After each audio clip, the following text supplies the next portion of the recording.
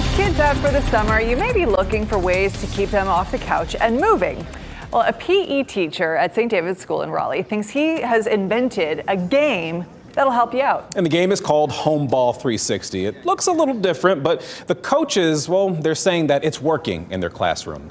WRL's Grace Holland learned how to play and even gave it a try herself.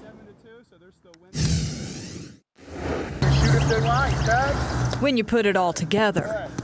Oh, there's something new and familiar playing out on this field, even if it looks like running in circles from the sidelines. Whoa. Not that there is a limit in this game. It's sort of, whatever you make it. Maybe that's what pulled Clay Matthews in to join this circle in a game of Homeball 360. It's a lot of moving around. Me and my buddy right here in flip-flops, and we could both play and be competitive. There's 2 passes, so now we can shoot. It's the vision Stan Vidalis rolled over in his mind for 10 years as a physical education teacher. I had a bunch of different ideas and inventions, but when this one came to me, I really just, ran with it. Players break into 2 teams and throw a ball into one of these hoops from at least 10 feet outside a circle of cones to score points. Wow. The game has 2 ways to play. Leisure mode, which can be like cornhole.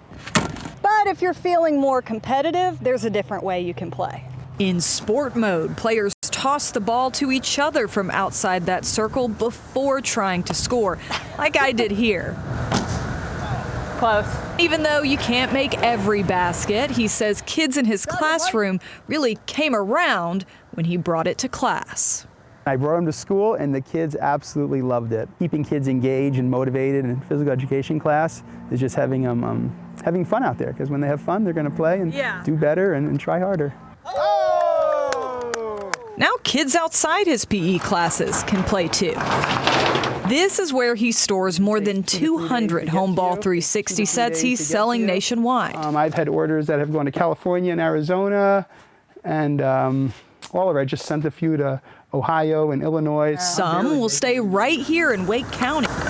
Will Miller plays the game in his PE classes at Oberlin Middle School, and he believes it makes a big difference.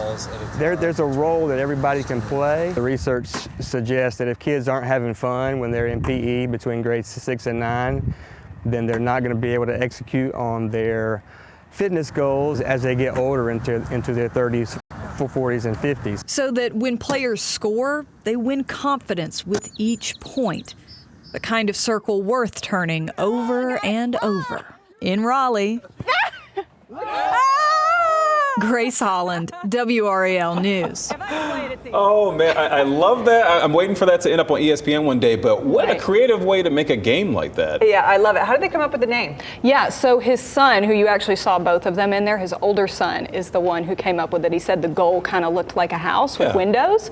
He said, what about Homeball? And then his dad added the 360. I love that. I love Homeball. Yeah. You know, what struck me the most was how you were showcasing through that story a variety of ages of players. I've never played Homeball, but cornhole? Cornhole. Now listen, I get my nieces and nephews involved in that. Like, you can get people involved in any age, and this seems like it's the same idea. Right, and ability level too. He said, some of his kids who are in wheelchairs even can participate in this game and not feel different. All right, Grace Holland, thank you so much.